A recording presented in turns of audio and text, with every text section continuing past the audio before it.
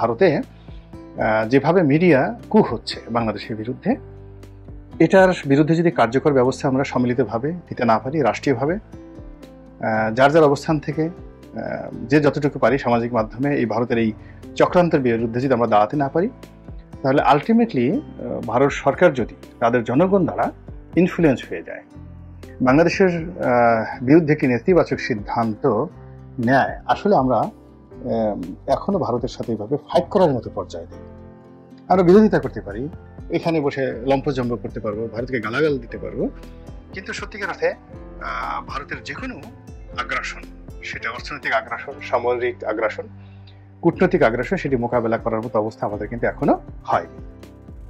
তো কাজেই একেবারে সমূলে বিনষ্ট করার জন্য এই যে একটা চক্রান্ত হচ্ছে মিডিয়ার মাধ্যমে, এটিকে মোকাবেলা করার জন্য আমাদেরকে কাজ করতে হবে। এখন ভারতীয় মিডিয়া শেখ হাসিনাকে মহামানবী হিসেবে প্রমাণ করার চেষ্টা করছে, ভারত বন্ধু হিসেবে প্রমাণ করার চেষ্টা করছে, এবং তার কর্মকাণ্ডের মধ্যে যে ভালো দিকগুলো রয়েছে সেইগুলোকে লাইমলাইটে এনে তারা ইতিবাচক প্রচারণা করছে। এখন সেই ইতিবাচক প্রচারণার বিরুদ্ধে কেবলই মাত্র নেতিবাচক কথা বলে কিন্তু সেই ভারতীয় মিডিয়াকে মোকাবেলা করা যাবে না।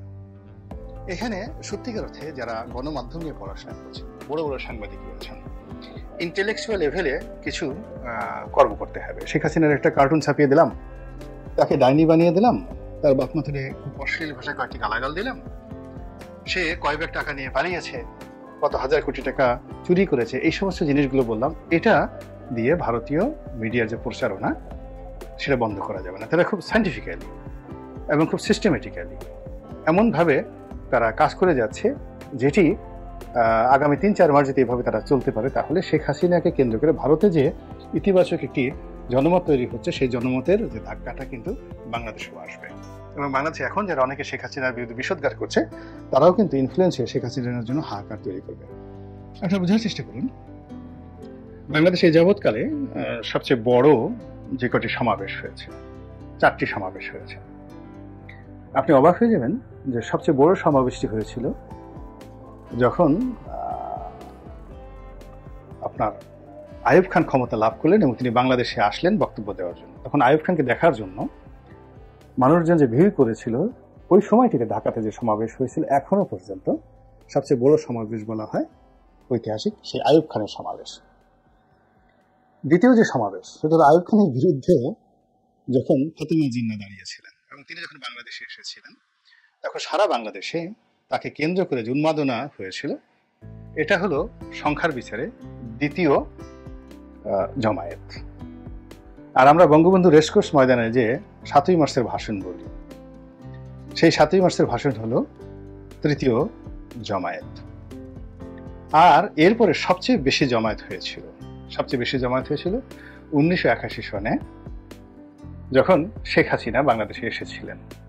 শেখ হাসিনা স্বদেশ প্রত্যাবর্তন দিবসে প্রচন্ড বৃষ্টির মধ্যে কাক ভেজা হয়ে যত মানুষ বিমানবন্দরে ছিল, ওই রকম যাকে বলে বিরূপ পরিস্থিতিতে বাংলাদেশে, মানে ওইরকম বৃষ্টির মধ্যে যদি রেসকোর্স ময়দানে হতো, তাহলে 7ই মার্চের ভাষণ অর্ধেক মানুষ যেত কিনা সম্ভব।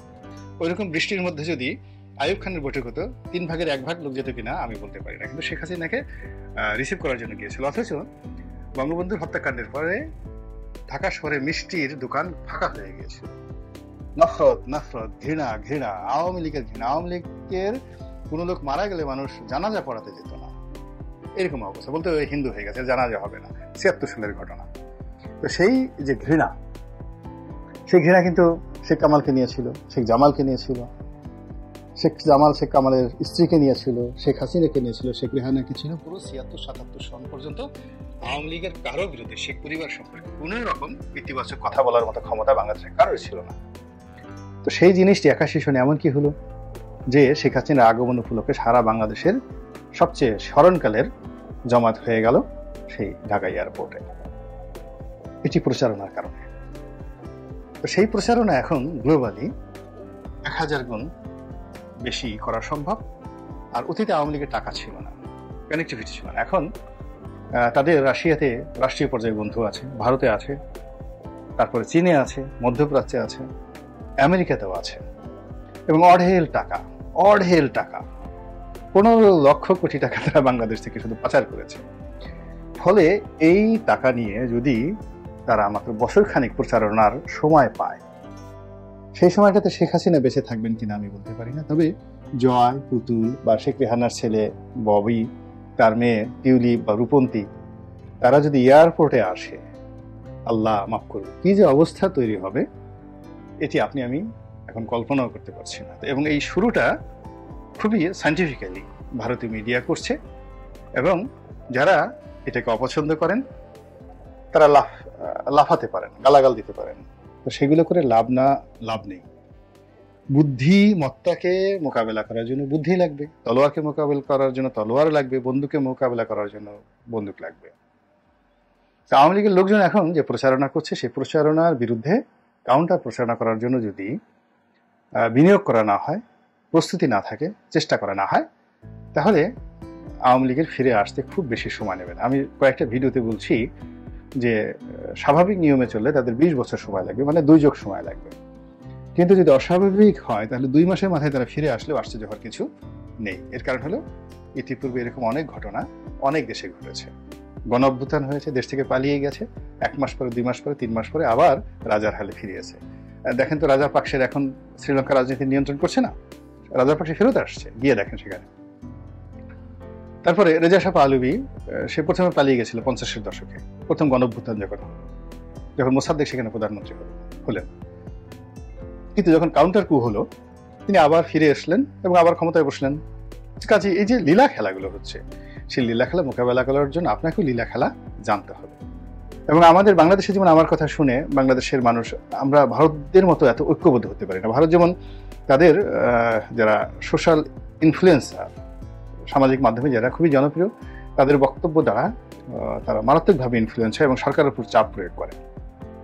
কিন্তু আমাদের দেশে ইউটিউব যারা করেন, ফেসবুকে যারা বক্তব্য দেন, তাদেরকে খুব যাকে বলা ফালতু টাইপের মানুষ মনে করা হয়, যে এদের কোনো কাজ নাই, কর্ম নাই, এরা সারাক্ষণ বসে ইউটিউবে বকর বকর করে, নেতিবাচক কথা বলে আর টাকা উপার্জনের ধান্দা করে।